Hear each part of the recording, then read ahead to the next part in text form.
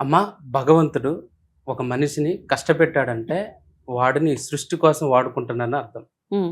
మీ జీవితంలో గూడా ఒక చిన్న దాన్ని పెట్టాడు భగవంతుడు. క్యాన్సర్ అనే దాన్ని. హ్మ్. హ్మ్.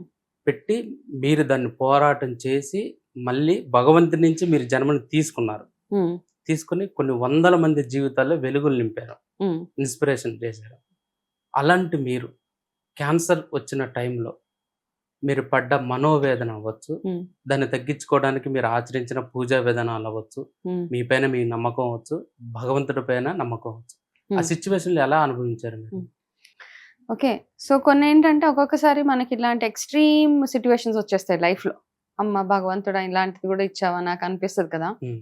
అట్లా వచ్చినప్పుడు మనం అందరం చేయాల్సిందంటే మనల్ని మనం సరెండర్ చేసేయడం. భగవంతుడా ఇంక నువ్వే దిక్కు, నువ్వే ఇచ్చావు గదా! ఓకే. నువ్వే నన్ను ఇందులో నుంచి బయటకి తీసుకురా అని కంప్లీట్‌గా త్వమేవ శరణం అంతే.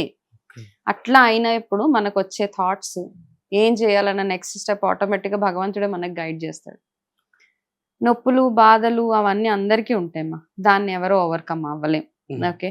ఏదో ఇలా అనగానే నొప్పులు పోయి సో, అవన్నీ ఎందుకొస్తాయి అంటే, మనకు ఆ బాధలో బాధ ఉన్నప్పుడు అంటే డెత్ ఎక్స్‌పీరియన్స్ అంటాం. హ్మ్. చావుకి బాగా దగ్గరగా ఎళ్లి వచ్చినోళ్ళందరికీ ఏంటంటే, ఎందుకెళ్లి వస్తారంటే, భగవంతుడికి ఇంకా దగ్గరవ్వడానికి. అవును. అట్లాంటి ఎక్స్‌పీరియన్సెస్ మనకి భగవంతుడిస్తాడు చూడు. పెద్ద పెద్ద యాక్సిడెంట్స్ అయిపోయి, వాళ్ళు ఆ యాక్సిడెంట్‌లోంచి బయటపడ్డాక ఆటోమేటిక్‌గా వాళ్ళు చాలా కామ్ అయిపోతారు. చాలా పీస్‌ఫుల్‌గా అయిపోతారు.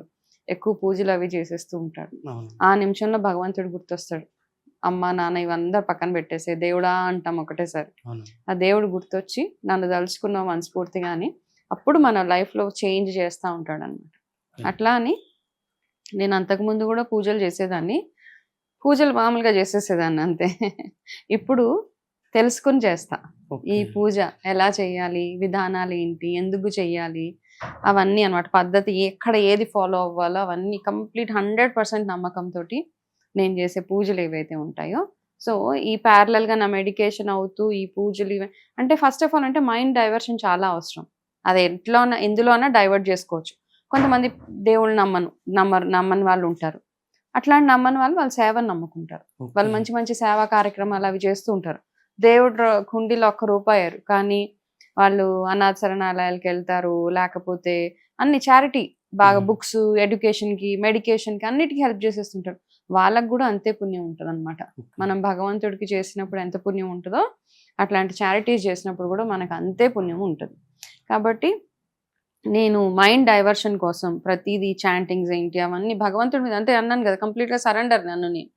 చేసుకున్నప్పుడు అవి చేస్తూ ఉంటే పెయిన్‌లో నుంచి కాస్త మనకి డైవర్షన్ ఒకటుంటది. ప్లస్ నాకు తగ్గుతుంది అన్న ఒక నమ్మకం ఏర్పడిపోతది. అండ్ అలాగే అయింది కూడా. ఓకే. అట్లా అని నేను మందులు వాడడం ఆపేయలేదు. నా కంప్లీట్ కోర్స్ ఆఫ్ ట్రీట్‌మెంట్ తీసుకున్నాను. తీసుకొని ప్యారలెల్‌గా ఇది చేశాను కాబట్టి ఐ థింక్ ఈరోజు ఇలా ఇక్కడున్నాను అనిపిస్తది నాకు.